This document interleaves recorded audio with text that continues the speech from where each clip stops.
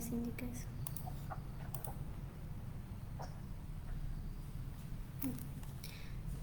¿Ya? Buenas tardes, buenas noches a todos los que nos están visualizando a través de nuestra plataforma, nuestra fanpage del CAL Loreto, a través del Facebook. En esta oportunidad, hoy miércoles 26 de agosto, vamos a dar inicio al ciclo de conferencias virtuales sobre Derecho Constitucional, organizado por el ilustre Colegio de Abogados de Loreto. En esta oportunidad tenemos como expositor al doctor en Derecho Fernando Calle Haye, quien nos va a exponer el tema sobre inmunidad versus impunidad.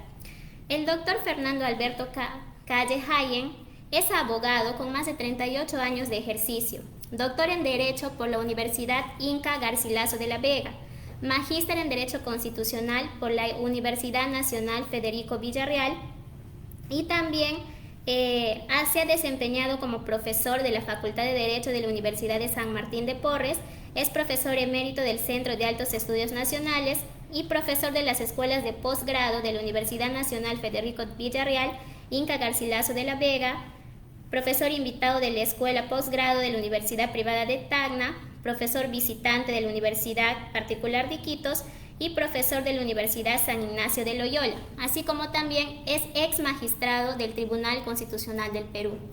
Antes de empezar la conferencia que va a ser llevada a cabo por el doctor Fernando Calle Haye, también vamos a dar la bienvenida al decano del Colegio de Abogados de Loreto, el doctor Jorge Walter Cambera Alba, quien va a dar la inauguración al ciclo de conferencias virtuales sobre Derecho Constitucional.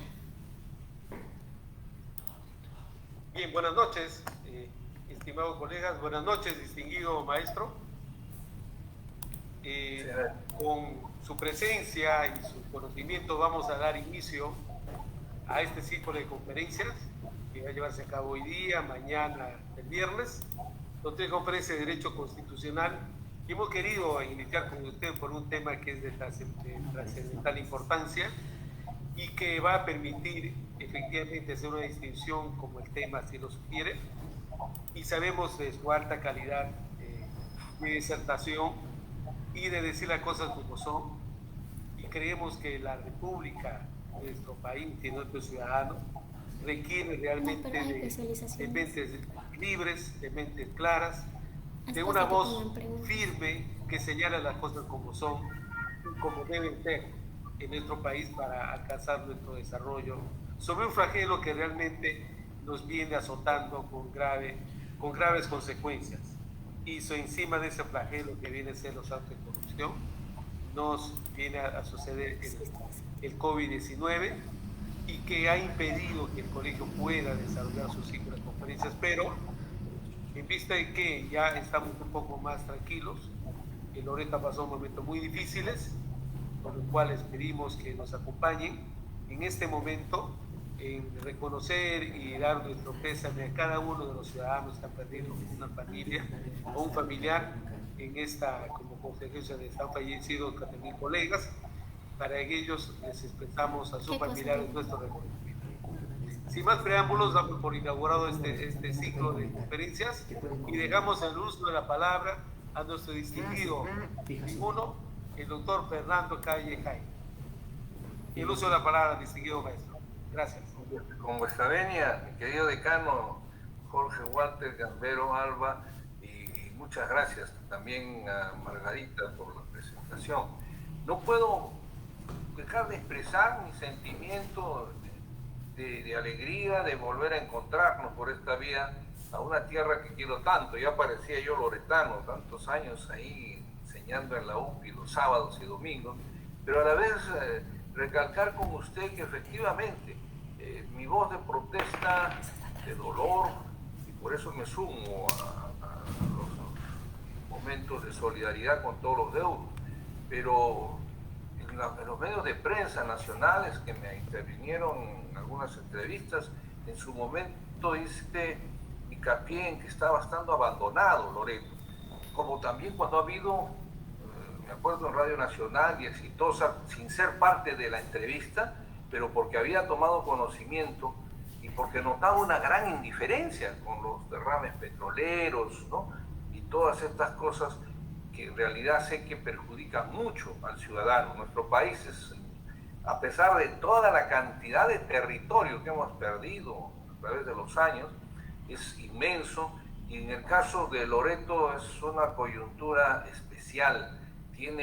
Yo siempre he creído que tiene todo para salir adelante, y lo único que quizás no debe tener es el olvido de los gobiernos y de la gente que la representa, que tiene el honor de tener representaciones parlamentarias, regionales, en su servicio.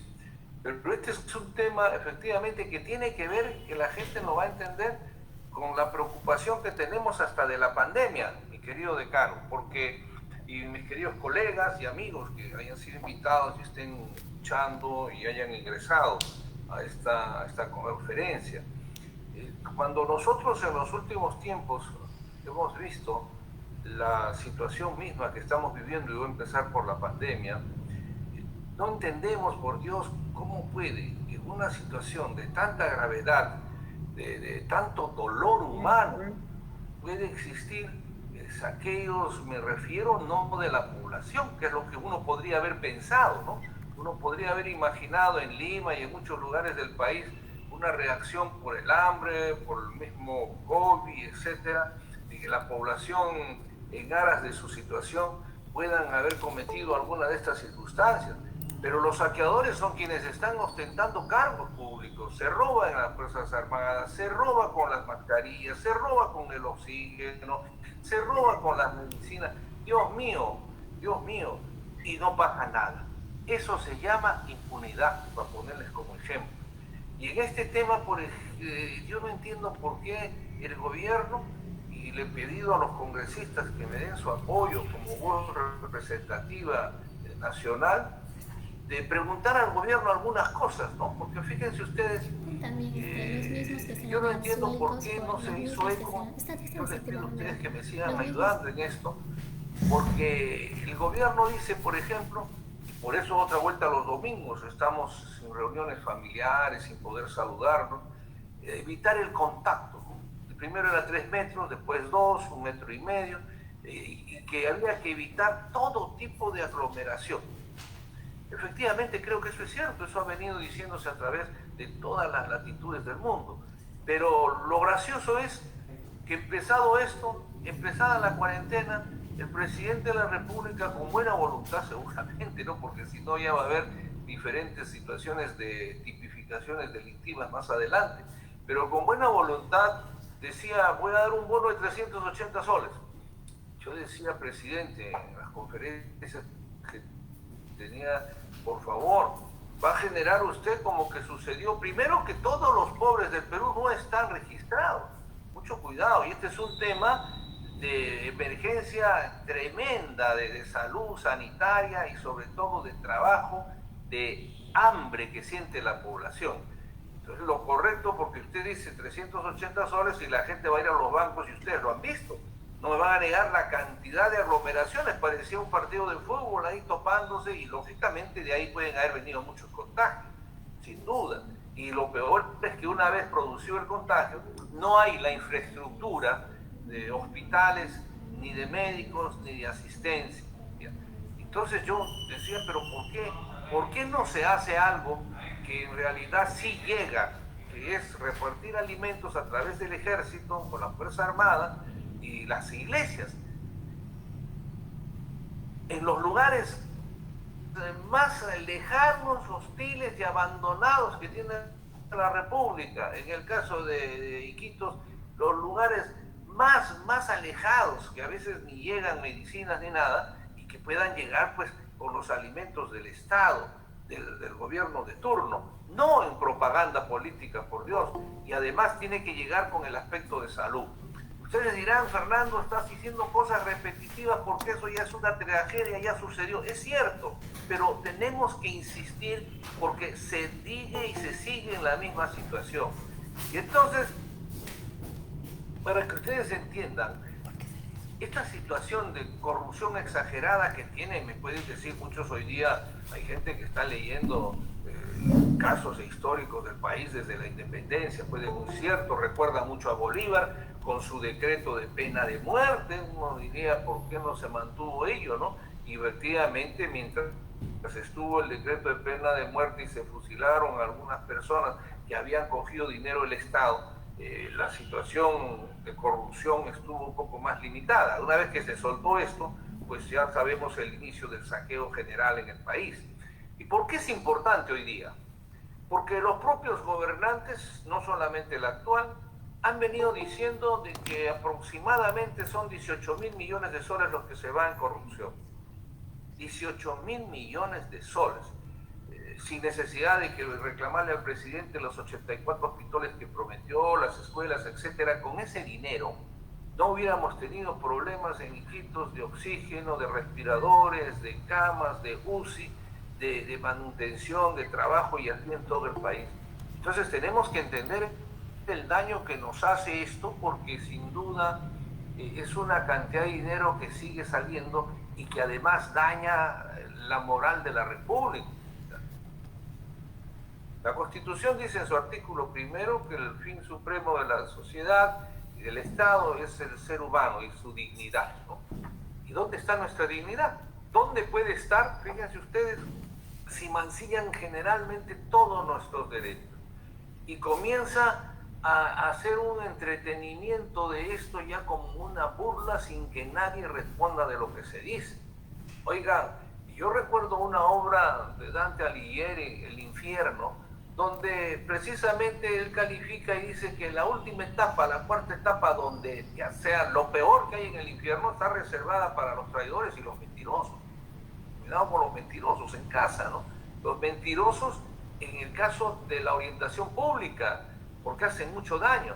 Y por eso el mentir es un delito en muchos países. El perjuro, me refiero a mentir con gravedad, y que en realidad, si uno se pone a pensar, si una persona miente ante un juez, pues ya es mentir a cualquier sitio, ¿no? Hasta el confesor, si es que es católico, o con quien se quiera confesar. Entonces, el enorme daño, y con razón Alighieri dice, el infierno es para esta gente. Los traidores, que en realidad ya tenemos muchos y que no está tipificado, y que debería tipificarse, que los delitos de corrupción sean calificados como delito de traición a la patria y tengan no solo la cadena perpetua, sino la incautación inmediata de sus bienes, etcétera, vía terceros o testaferros. Pero no es, pues, ¿no? O sea, tenemos, por eso la gente, yo quiero que poco a poco nos demos cuenta, porque se ha hablado mucho en estos últimos tiempos de la inmunidad parlamentaria, y hay mucha gente que cree que eso es impunidad. Y la inmunidad parlamentaria, que a lo mejor ustedes también han sido sujetos de promesa política, ¿no? Es decir, si llego al Parlamento vamos a suspender, vamos a dejar sin efecto la inmunidad. Y bueno, ya ustedes son testigos de lo que ha sucedido, como otras cosas, de promesas, de fondos, etcétera, pero en el caso de la corrupción, la inmunidad parlamentaria está en veremos, sigue ahí, arrinconada, no se ha tocado.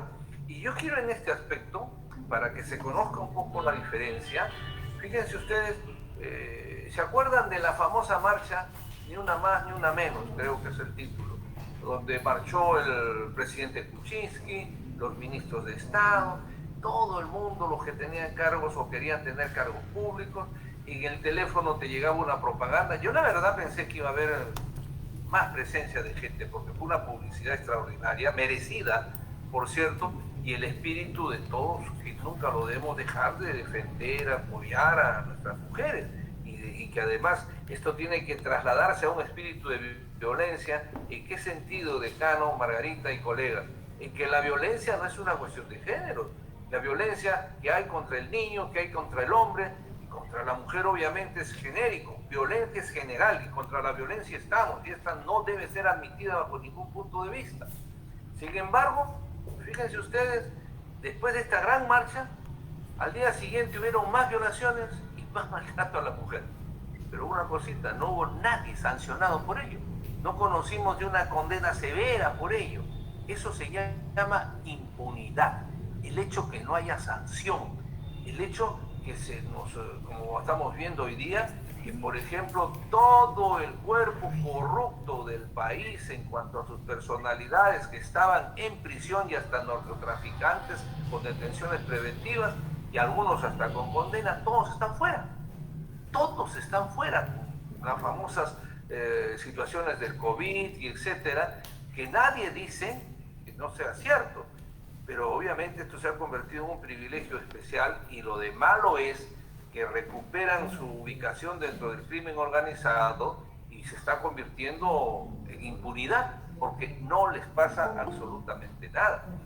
Pero para no perder la curiosidad que existe en el tema de la inmunidad parlamentaria, que tiene dos aspectos. La inmunidad de arresto, que no puede ser arrestado, como dice el artículo 93 de la Constitución vigente, señala que los congresistas de la República no pueden ser apresados ni procesados 30 días antes y 30 días después de la elección y de terminar su mandato.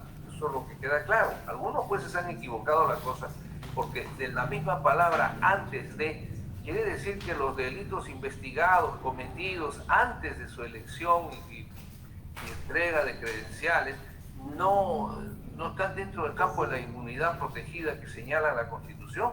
Son cosas que han sucedido antes, pero que los jueces en realidad y los fiscales no intensificaron su labor en ello, pero a la vez no tuvieron el apoyo del Congreso, porque el Congreso convertía esto en algunos casos, de acuerdo a las mayorías parlamentarias o los intereses políticos, porque así sea uno por un voto les interesaba, entonces se convertía en un campo, un manto de protección, que ya no era inmunidad, sino impunidad.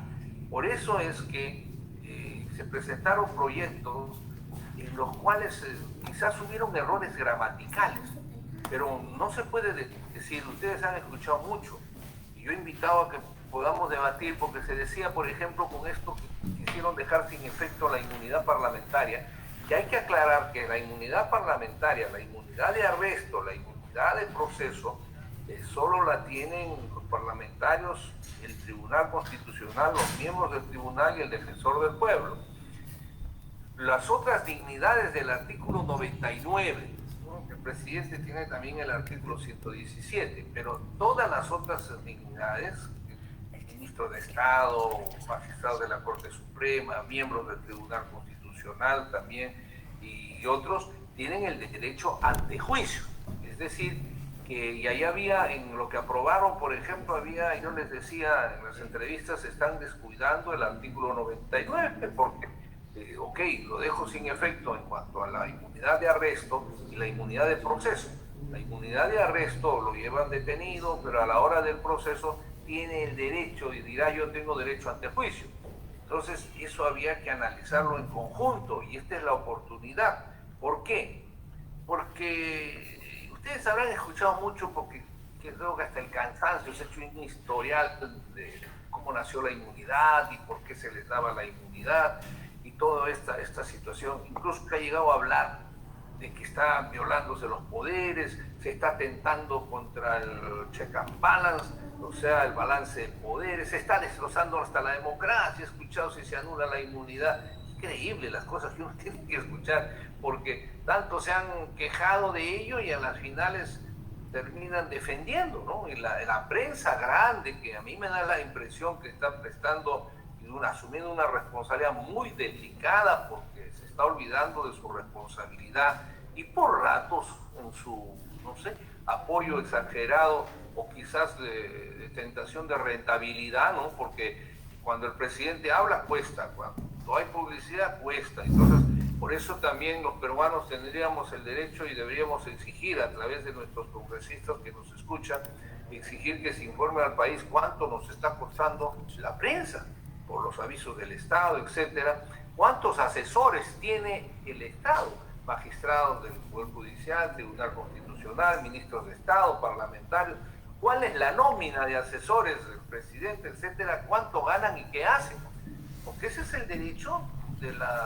lo que podemos llamar la transparencia real en un gobierno donde y en un país donde la democracia va tomando cuerpo, porque los ciudadanos existimos. Porque uno de los grandes problemas, fíjense ustedes, ¿dónde puedes hacer lo que tú quieras con un país con la gente? ¿Dónde puedes tú darles un discurso, hacer otra cosa, saquearles, robarles hasta sus flores? En el cementerio. Entonces, nos tratan el poder oculto, que llamo yo siempre. El poder oculto está ganando un poco la batalla. Por eso yo les digo, por favor, les digo con todo cariño, hasta los niños deben gritar no a la impunidad. Usted debe terminar esto y Dios quiera que mañana en el mercado, donde sea, si puede salir, en su casa, en fin, en su oficina, no a la impunidad. ¿Por qué? Me dirán. ¿Por qué, Fernando? Porque es importante que el poder oculto vea, escuche, sienta que si bien tenemos miedo al COVID, con todo derecho a la muerte, tenemos miedo al poder, tenemos una serie de miedos que tenemos que romperlos algún día, lo cierto es que no somos cadáveres, pues, y creen ellos que están hablando en un cementerio y pueden hacer lo que quieran con sus muertos.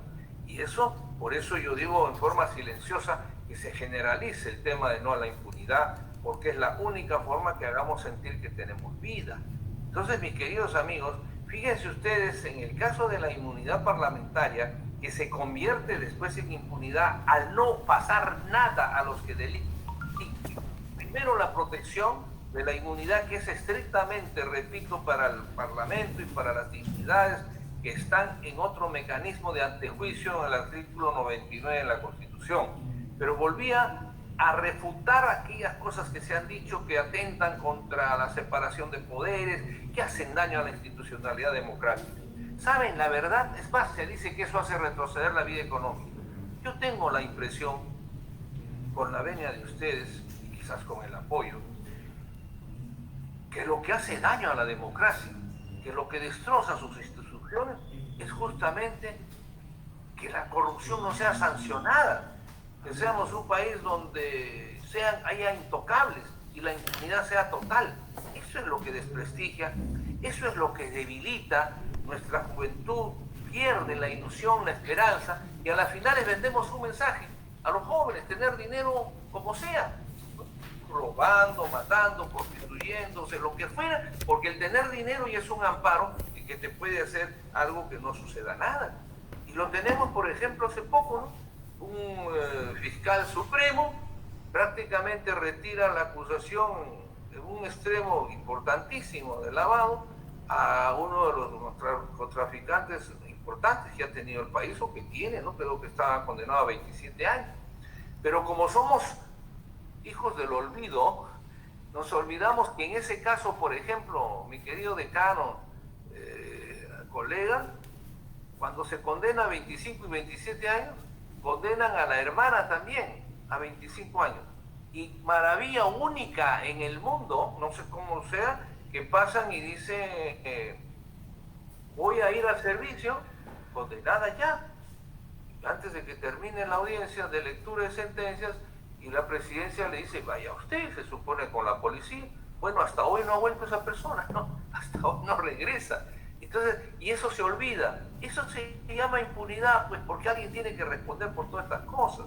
Entonces, fíjense ustedes, encaminándonos al tema de la crítica del carga, porque acuérdense, estamos hablando de semanas atrás, cuando se aprobó la inmunidad, que se deja sin efecto la inmunidad, repito, con algunos errores, por ejemplo, con el Tribunal Constitucional y otros, pero eso es gramatical que podría arreglarse. Ha venido un cargamontón tan grande de distintos lugares, porque ahora hay constitucionalistas, analistas, politólogos, que de acuerdo a lo que quieren los grandes canales, los publicitan, los hacen y se opina, pero no se es justo con el derecho constitucional ni con lo que es una verdadera acción en la Constitución, y les voy a decir por qué. Siendo breve en el tema del origen, la fuente doctrinaria de la inmunidad vendría a ser, desde la época de los comunes y más atrás, de que se le dé las facilidades, no se trate de evitar detener al diputado, al parlamentario para que llegue a su cámara. Perdón, decano, ¿hay alguna interrupción? Por en medio de la plataforma, ahí le voy a dictar la pregunta. Ya, entonces, lo va a hacer por eso. ¿alguna interrupción, Margarita, para poder contestar? Ya. Gracias. Todavía no, doctor. Continúe. Continúe. Ok, entonces fíjese usted, en el caso desde los ingleses y otros de esto ya se han cansado escuchando en el Congreso porque las historias son de 2-3 horas, lo concreto es de que se trata de evitar que el parlamentario, diputado en términos generales, la Cámara Política, no sea interrumpido, no se le impida, no se le detenga, no se le procese, para que pueda llegar a su Cámara, para que pueda decir la defensa de sus representados y a la vez pueda votar con tranquilidad. Por eso dice, no responde ni por lo que dice ni por sus votos.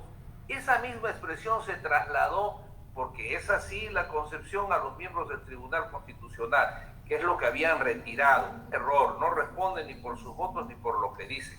Cuidado, en el ejercicio del debate de la Cámara. No se trata de que cuando sale puede agraviar a un abogado, puede faltar el respeto a una mujer o lo que fuera, decir el honor de una persona, no, porque podría ser y debería ser procesado. Entonces, ustedes han visto que ante eso ha habido un gran escándalo. No, que eso ya es acabar con el sistema. ¿En qué se acaba, yo digo, con el sistema democrático?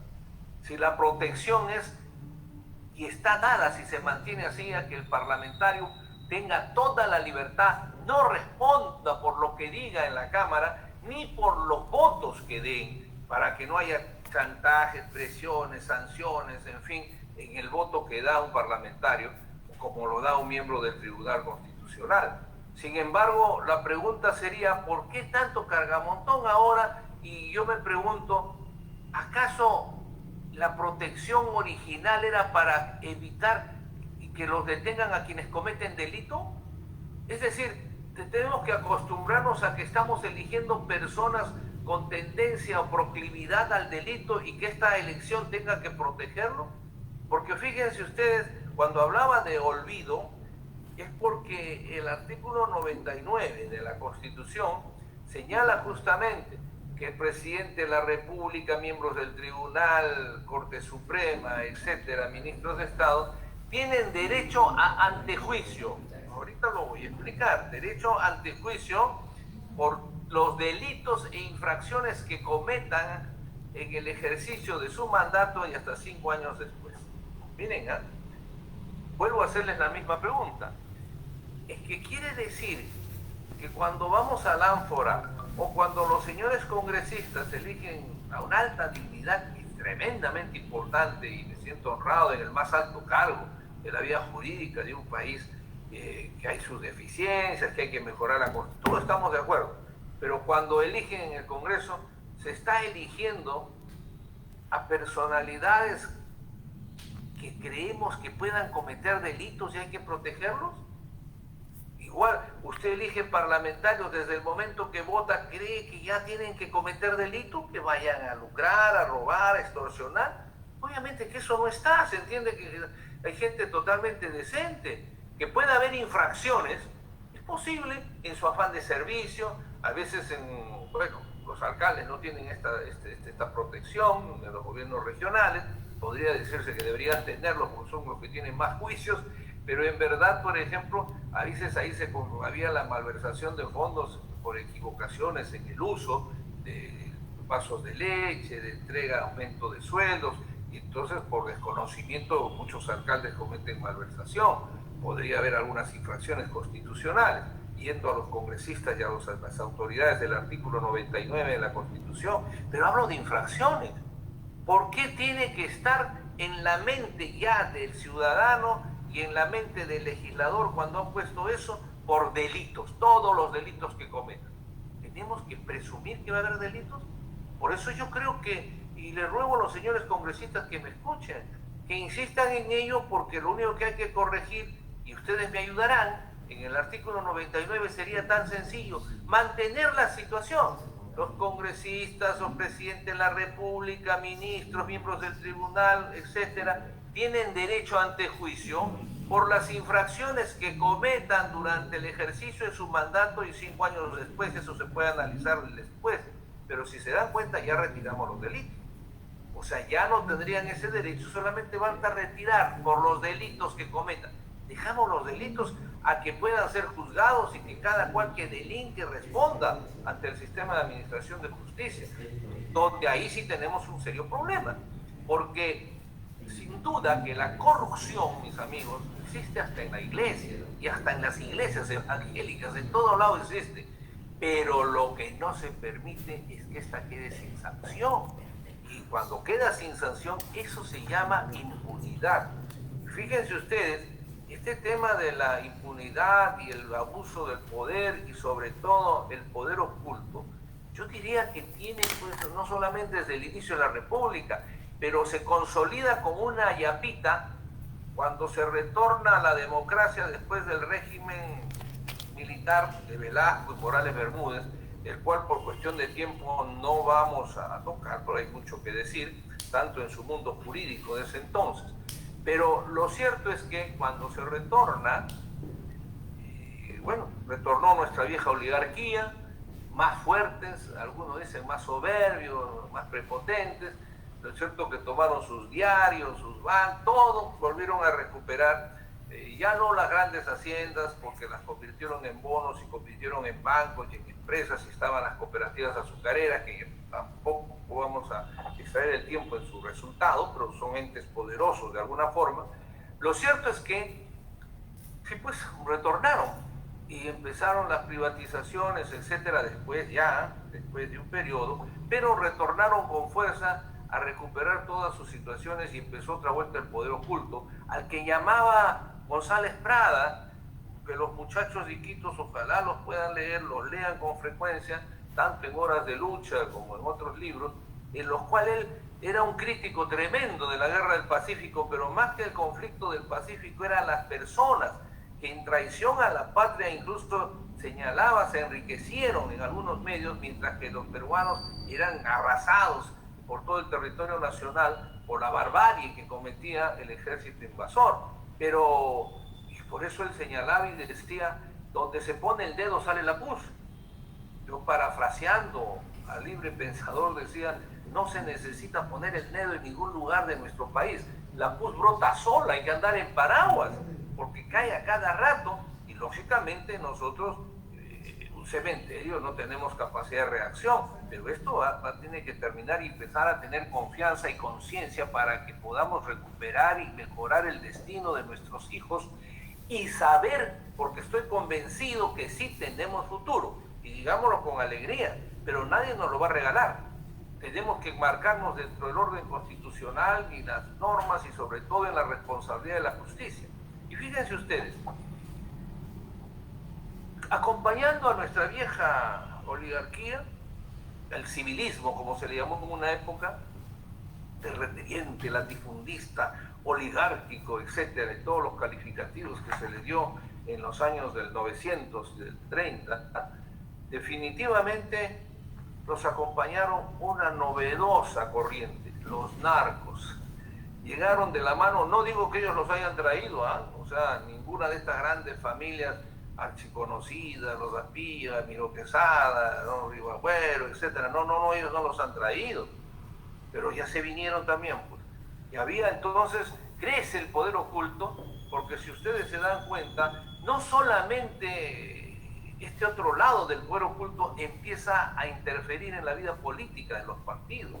Ya se siente su mano de financiación, se siente su mano de corrupción en los partidos políticos, pero lo más grave, y es lo que debe preocuparnos, se asientan en el sistema de justicia. Y no hemos investigado patrimonio de muchos jueces con intensidad, pero comienzan a tener una fuerza que lo que estamos viendo de ayer que un fiscal supremo diga, pues, y dicen involucrado con los cuellos blancos, diga, creo que aquí no ha habido delito. Entonces, eso significa, los colegas que me escuchan, si en ese extremo de lavado no existe, es muy probable, porque no olvidemos que la jurisprudencia y por el nuevo, y esto que tiene ya décadas, el Ministerio Público, que es el titular de la acción penal, si no hay acusación, no hay proceso. Y si no hay acusación, ¿qué pena le pueden poner? Entonces, si en un extremo del procedimiento el fiscal supremo retira, cuidado, yo creo que ahí tiene Es un caso muy bonito, porque yo les contaría de un caso similar en el tribunal, pero ahí se ve la calidad de los vocales supremos. Ahí se ve lo que estoy en contra de cómo se llevaron la convocatoria para elegir la llamada hoy Junta Nacional de Justicia, porque se necesita la capacidad de liderazgo y la calidad interpretativa de un juez, porque ahí van a tener problemas, pero no creo que piensen soltarlo, ¿no? La hermana ya se fue y así hay otros casos. Hay uno que, fíjense ustedes, para hacer un parangón con ello, yo me he quedado impresionado, y ustedes también seguramente, y ha tenido sus defensores legales, y estoy de acuerdo, el exceso de carcelería, pero uno que jugaba con el oro, riquísimo, y también estaba procesado por lavado, narcotráfico. Como han demorado tanto en el proceso, decíase que lo dieron libertad porque pasaron los 36 meses. Y yo admiro a Ferrayoli, el espíritu garantista que existe en muchos colegas y politólogos que hablaban a favor, incluso de este señor, en el sentido de que sí, pues, no puede continuar en prisión 36 meses, nunca...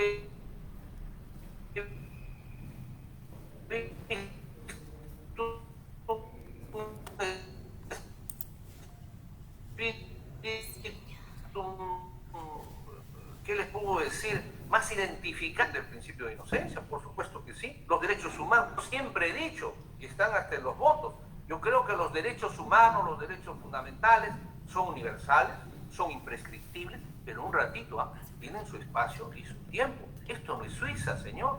Esto es una realidad. Ayer la del terrorismo, hoy la de una situación tremenda de delincuencia pública, pero más grave la delincuencia de los de cuello y corbata, y en la que si no hay un sistema de justicia, yo por eso les ruego, esa es la expresión a los fiscales, a los jueces jóvenes, por favor, no colaboren a que se destroce la república, porque yo no sé qué pueda pasar con el pueblo que entre en ira. Acuérdense de ese pueblo cristiano que después fue crucificado, maltratado, cuando ingresaron al templo a buscar al palacio a Nerón, pero por la ira tremenda de lo que había hecho la locura de este emperador. Entonces, tengamos la serenidad, porque el pueblo lo que quiere es que vea justicia. Y yo me sumo a los jóvenes de hoy. En la mañana me preguntaba un periodista, entonces me decía don Fernando, dejemos que la historia los juzgue, como se tiene conocimiento hace 100 años. No, digo yo. Y a los colegas jóvenes digo, no, eso que la historia los juzgue pertenece a los años de los 30. Yo quiero que ahora y aquí se juzgue.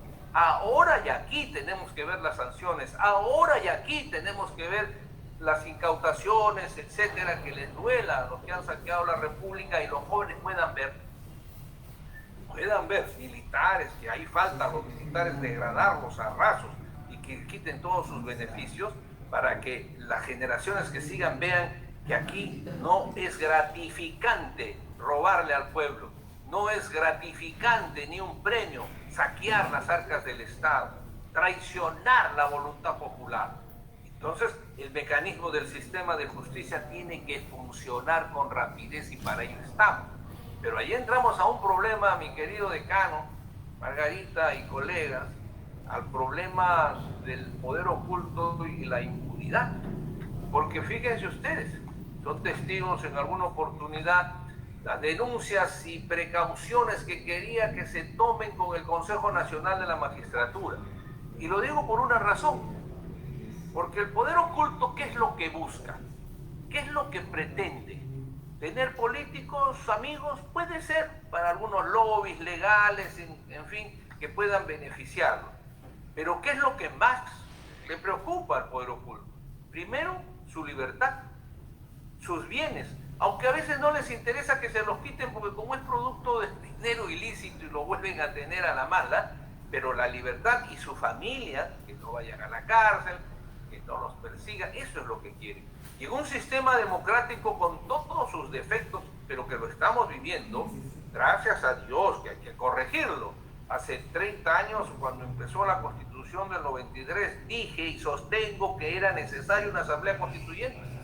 Y vuelvo a repetir que a este Congreso todavía le queda un espacio para reformar el capítulo de la estructura del poder, por lo menos en el 50%, porque esa es parte del colapso institucional de nuestro país. Ya fue, ya se rindió. Yo no sé cómo hasta ahora no han retirado ese artículo 62 de la Constitución, que es el que habla de los famosos contratos leyes que hacen intocables a las grandes y poderosas empresas bajo un amparo constitucional, efectivamente, pero que fue generado hace cuántos años, quizás porque estábamos destrozados, pero eso no puede continuar. Pero en fin, volviendo entonces a esto, el poder oculto necesita que, más importante que los políticos que pueda tener, necesita jueces y fiscales, para que sean ellos los que protejan su libertad, protejan su patrimonio. Y lógicamente, ya sea, y los últimos tiempos hemos visto que estos casos, no digo yo en el hilo de la corrupción o al servicio del poder oculto, pero bueno, lo que han hecho los jueces y fiscales a veces con detenciones preventivas, etcétera, lo han corregido arriba. Y si no ha sido ahí, ha sido en el tribunal. Entonces, pero yo no entiendo por qué. Porque el artículo 8 de la Constitución, en materia de una sentencia que quiero que se acuerden, que tuve la fuerza y sacamos la sentencia, que tanto se decía que por razones ideológicas, lo que fuera, los petróleos. Y ahí nosotros fundamentamos, entre otras más, el artículo 8 sostiene de la Constitución, si la tienen, léanla por favor de inmediato, y dice lo siguiente, si no me equivoco: el Estado combate, dice, el Estado combate el lavado de activos, el narcotráfico, en ese carácter interpretativo hasta donde uno tiene la potestad como supremo intérprete, la corrupción, la minería ilegal, el terrorismo, etc. Entonces, es el Estado. ¿Y quiénes somos el Estado? La nación somos nosotros, pero el Estado son las entidades más importantes, las que representan presidencia, parlamento, sistema de justicia. Por eso nosotros dijimos en esa oportunidad, cuando algún periodismo dijo, pero si el presidente no está reclamando, bueno, el presidente no es solamente el Estado, el Tribunal Constitucional es el Estado, y muy importante, y hay que anular estas sentencias y darle una interpretación al llamado. Si se acuerdan ustedes, y veo que está volviendo a tener rum-rums ahí, o sea, nuestro país es de reciclaje, ¿no? Todos los delincuentes o vergüenza se reciclan, aparecen en cargos, aparecen después de 6 meses en uno u otro sitio. Entonces, cuando hablo del rum-rum, de la famosa prueba ilegal, de lo que llamaron los americanos el árbol del fruto prohibido, se dio una interpretación muy coherente, de carácter constitucional, en el sentido, pues, de que efectivamente se autorice, se investigue de dónde proviene esa prueba ilegal, quién la consiguió para que se le sancione, sin perjuicio, pero, de que si el resultado de ello te lleva al delito de narcotráfico, corrupción, lavado de activos, entre los otros, tienen validez legal como prueba, porque el Estado tiene que defenderse. Esto, vuelvo a repetir, no es Suiza. Usted trae un café en Suiza y encuentra un ánfora que están haciendo un referéndum por X cosas, y el ciudadano va y vota, pues ya se están acostumbrados hace 100 años.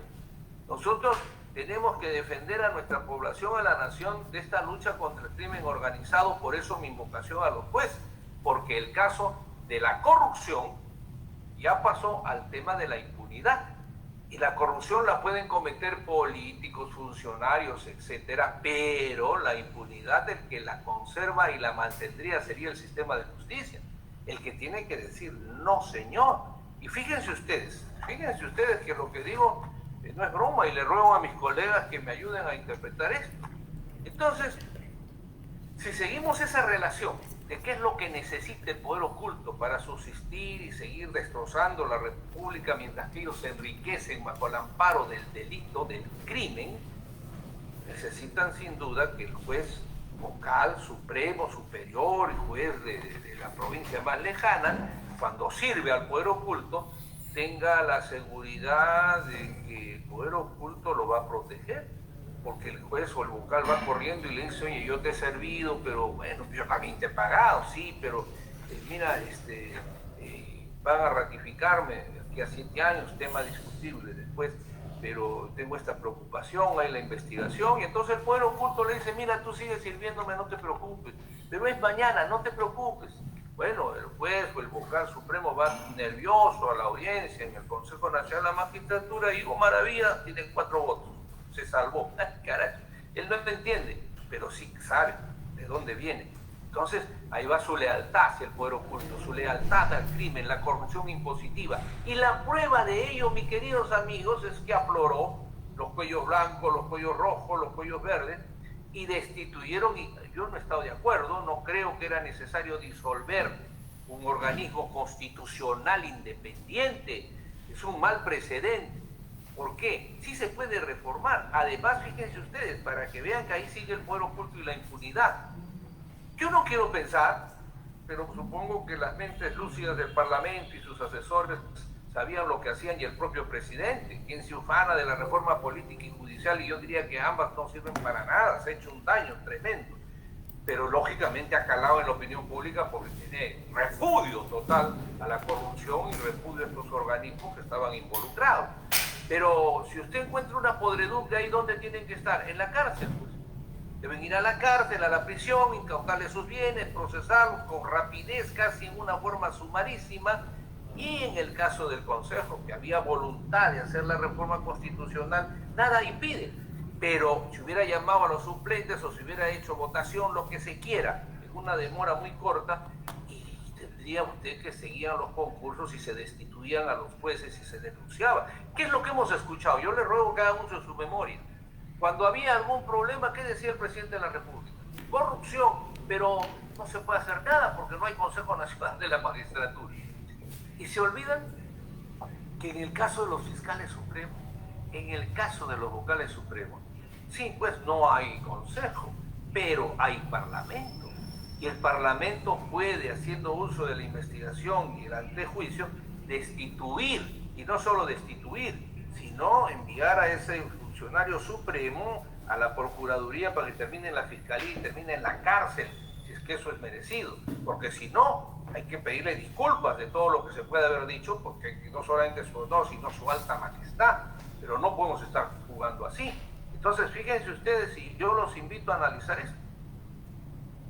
Hubo un presidente de la Corte Suprema que duró poco tiempo, cuando se disolvió el Consejo.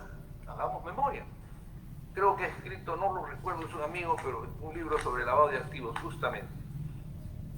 Y él pidió al Congreso de la República con un oficio en ejercicio de la presidencia diciendo: señores Congreso, por favor, autorícenme, denme facultades para suspender, porque no puedo destituir, de acuerdo a la Constitución, le corresponde al Consejo Nacional de la Magistratura.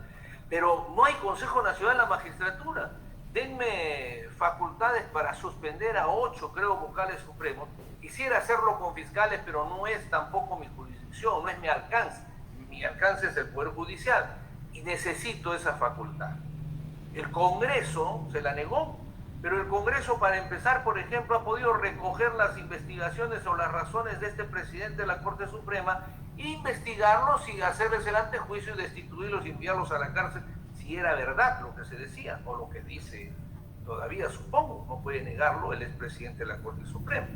Pero fíjense ustedes, durante 3 años o 2 no hemos tenido nada en actuación al Consejo. Es decir, la corrupción, porque no es solo Lima, de Tumbes a Tacna, las provincias, las zonas alejadas que tienen jueces, bueno, es visible que hay una gran corrupción, pero el Consejo no podía actuar. El LOM, Melodisma, todos están en problemas. Y se salía el San Benito de que no hay Consejo.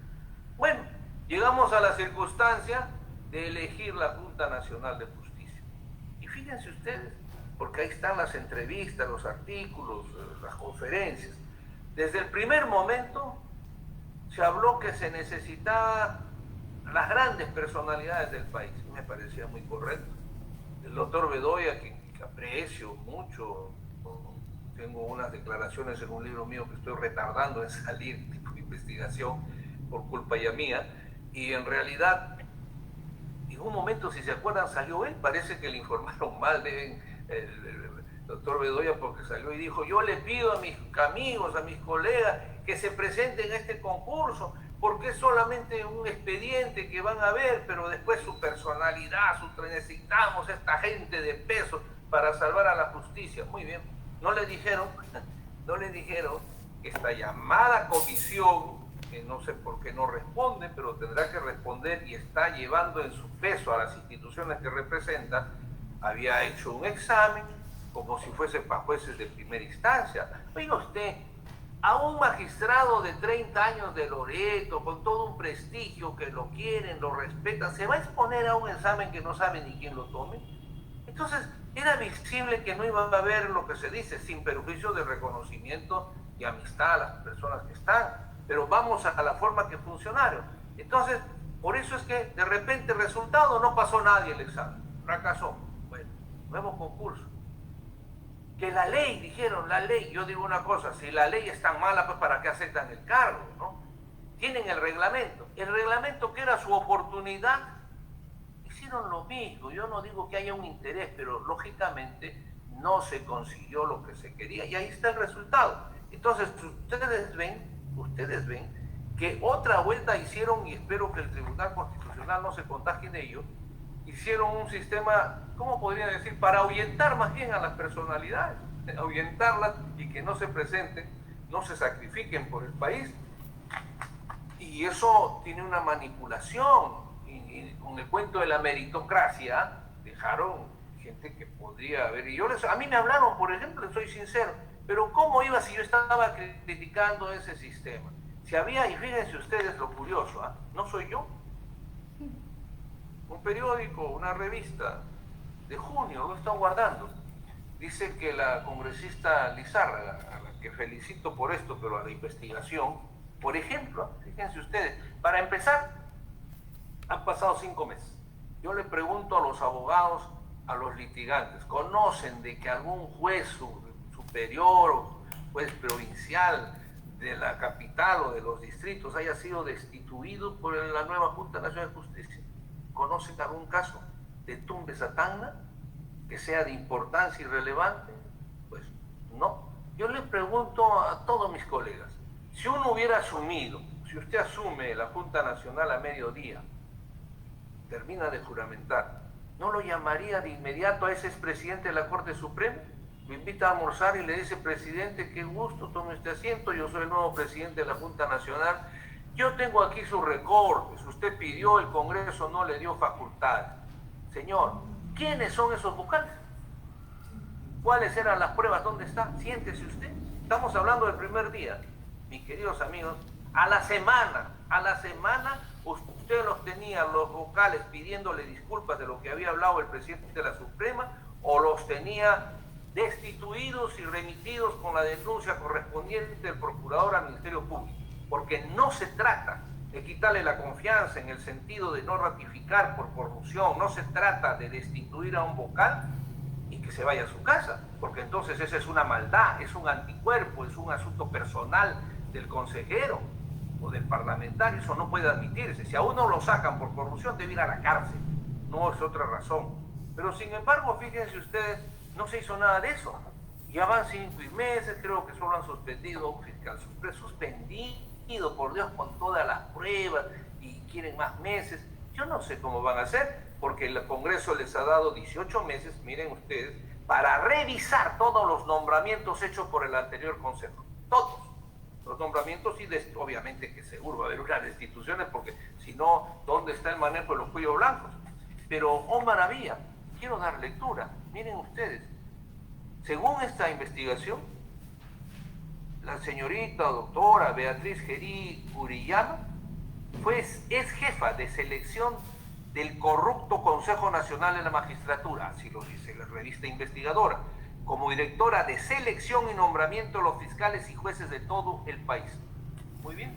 Aldo Vázquez es ministro de Estado del gobierno de Humala. Ahí tenemos otra situación, hay otros ministros, así como ha sido ministro el señor anterior presidente del Consejo de Ministros, porque la Constitución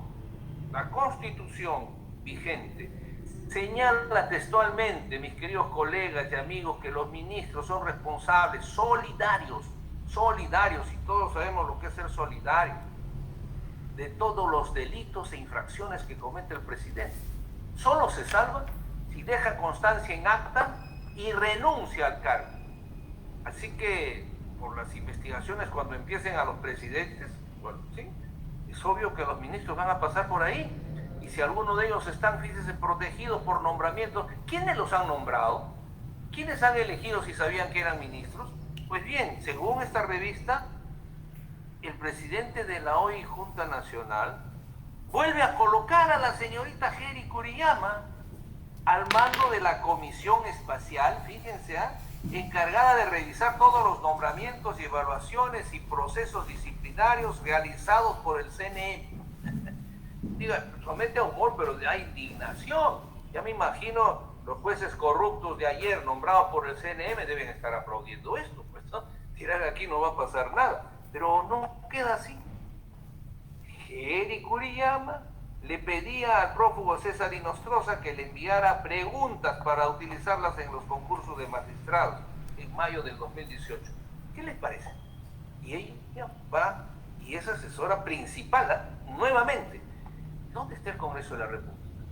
Porque el Congreso, ojo, al Consejo Nacional, o a la hoy mal llamada, porque su nombre original es no solo hermoso, sino adecuado, el Consejo Nacional de la Magistratura, no puede ser investigado por nadie como el tribunal, ni procesado, ni si no es por el Parlamento, el control político. Y no hay un congresista que le pueda decir, señora, ¿cómo es esto, miembros de la Junta Nacional? Si hemos disuelto, el anterior Congreso ha disuelto al Consejo Nacional por la corrupción de sus funcionarios y todo, ¿cómo vuelven estos funcionarios? ¿No tienen otra gente ustedes? ¿No? Y fíjense ustedes, no queda ahí la cosa. Hablamos también de José Alarcón Butrón, estoy dando nombres que nos ha dado la investigación de esta revista, jefe de la Oficina de Tecnología de la Oficina de Información. Este Alarcón había ocupado ese mismo puesto en el desaparecido corrupto CNN. ¿Qué les parece, colega?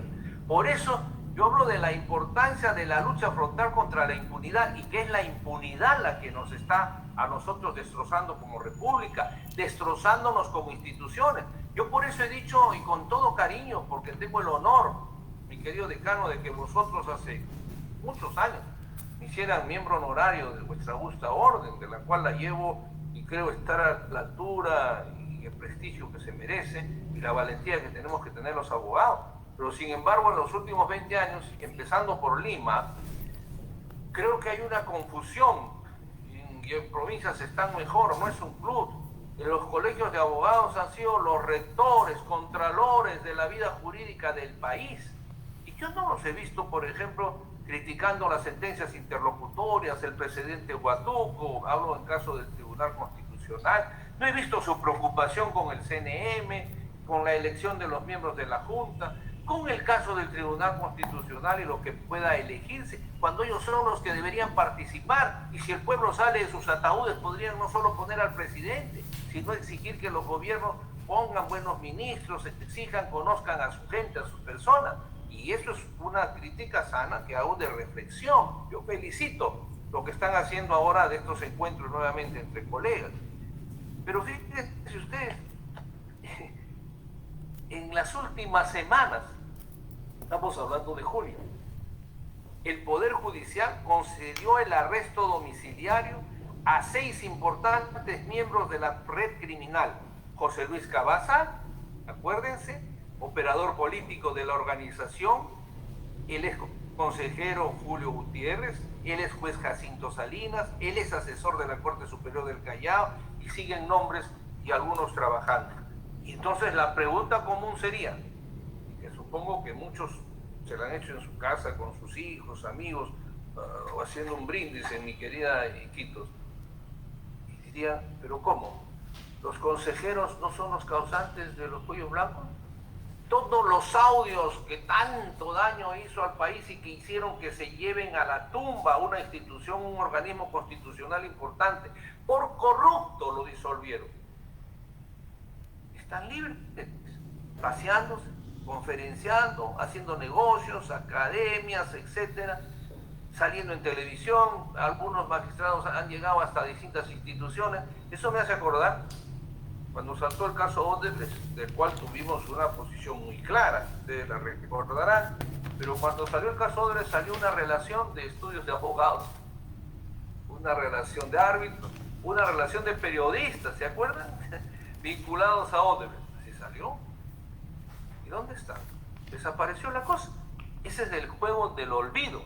Aquí se reciclan, porque esos periodistas descansaron 6 meses, seguro vieron que el ambiente estaba tranquilo, se pasearon por Loreto, por Junín, por todos lados, y dijeron, no, ahora sí vuelven. Y vuelven y tranquilos, tienen su programa, no son ni periodistas colegiados, pero les dan esas ubicaciones. Los estudios de abogados igual. Y fíjense ustedes, si mis expresiones no encierran una imploración a que ustedes ayuden, porque ya la impunidad tiene su, no sé ya qué calificativo y hasta cuándo podemos soportar eso. Ustedes conocen el caso de los árbitros, y que en el caso de los árbitros había un notario abogado que ya tenía antecedentes, creo, con el Huánuco, que es el que los mismos árbitros lo llamaron como el soplón, ¿no? El delator, el que les había metido problemas. Y este señor decía que era colaborador eficaz. Nunca pisó ni en la comisaría, nunca pisó. Dijo que había recibido $500,000, que se lo dio a uno, que se lo dio a otro, 2 millones, 3 millones. Nunca pisó ni en la comisaría. Pero maravilla, cuando aparece esto de la reactivación, que es otro tema de impunidad, es decir, 30.000 millones de dólares, 3.000 millones de dólares para reactivar las empresas, resulta que a este señor le han dado dinero. Y resulta que a las empresas vinculadas a Odebrecht también les han dado dinero. Es decir, encima que nos han saqueado, les damos dinero, dícese, para que se reactive. Y encima destituyen personal. Entonces, dígame si no es una comparación visible la del cementerio. Porque esto pasaría entre gente normal, se aceptaría, se admitiría que esto suceda. Yo les pregunto, en pleno siglo XXI, porque han dado justificaciones, ¿eh? Y la prensa grande, o silencio o defensa. ¿A qué me refiero? ¿Es posible que en los tiempos de hoy la comisión encargada de dar la plata no se dé cuenta que el señor ese es un personaje vinculado al crimen? ¿O que estas empresas a las que le están dando miles de millones, dícese para reactivarse, son parte de lo que procesaron con Odebrecht o son socias con Odebrecht? ¿No creen ustedes que hay algo raro que genera de que tenemos entonces que pensar el no a la impunidad con más fuerza? Fíjense, pues, qué es lo que está sucediendo, ¿no? Nadie está detenido, todo el mundo, salvo la gente pobre, que yo digo en plena pandemia, por eso, ¿no? Para el pobre ya no hay sitio ni en el cementerio, no hay sitio ni en los hospitales, no hay sitio ni en la cárcel. Estamos en una situación dramática, pero eso es lo que le queda a la gente pobre. Entonces, y para eso estamos, los que estamos en el mundo de la vida, de representación, de la justicia sobre todo, de ser justos. Yo en lo personal, por eso, colega, me alegra y ando con tranquilidad. Me criticaron horrores, acuérdense, los años que estuve en el tribunal, porque desde el primer día recibía a la gente. No hay un abogado, un litigante sin abogado en el Perú, que pueda decir que no habló conmigo, que no habló con Fernando Calle todos los viernes, hasta largas horas de la noche. Y lo hacía porque me nace, porque me gusta. La crítica ha sido tremenda de la prensa grande, pero como estaba en el cargo tenían que permitirme responder, y respondía.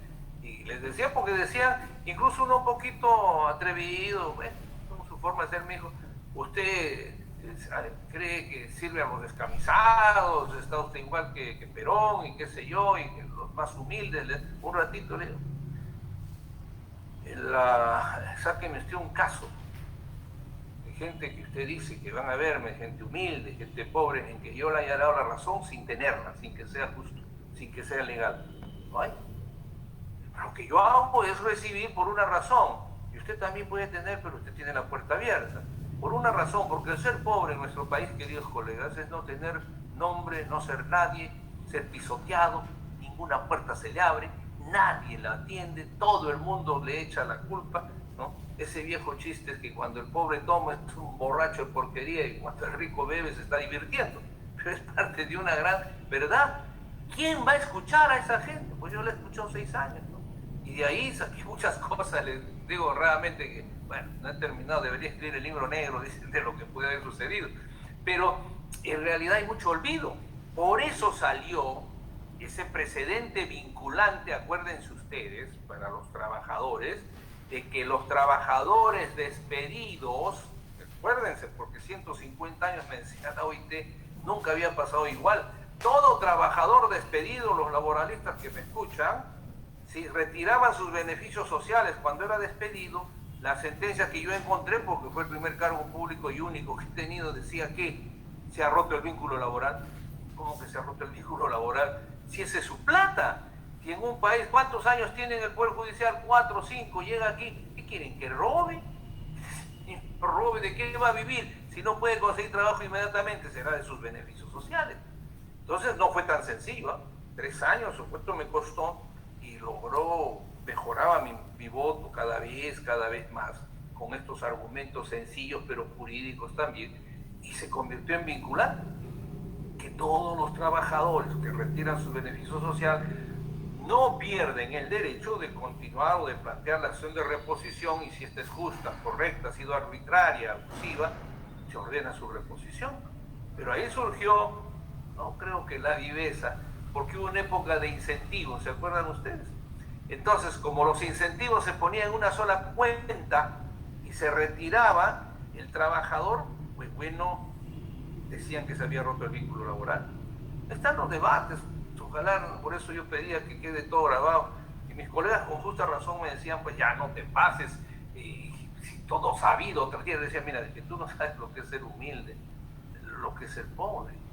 El pobre ve eso y lo retira. Nosotros tenemos, y por eso no va a pagar siempre el pobre esto. Vamos a mejorar, y salió la sentencia, que la patronal tenía que poner 2 cuentas, si quería hablar, una de incentivos, si estaba hablando de incentivos, y la otra de los beneficios.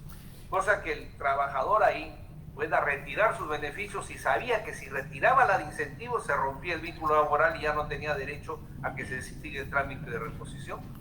Y después apareció el famoso amparo contra amparo, que quería decir que los trabajadores, la patronal, en cuanto nosotros dábamos la sentencia a favor de que se le reponga, ellos planteaban un amparo y no se le reponía. Mejoramos la sentencia, gracias a Dios. Y ahí dice bien claro, muy bien, nadie le niega a la patronal presentar su amparo, pues contra el amparo, en un ratito. Hay un requisito para que sea admitido. Espero que siga, ¿no? Porque como el cementerio de repente se lo han cambiado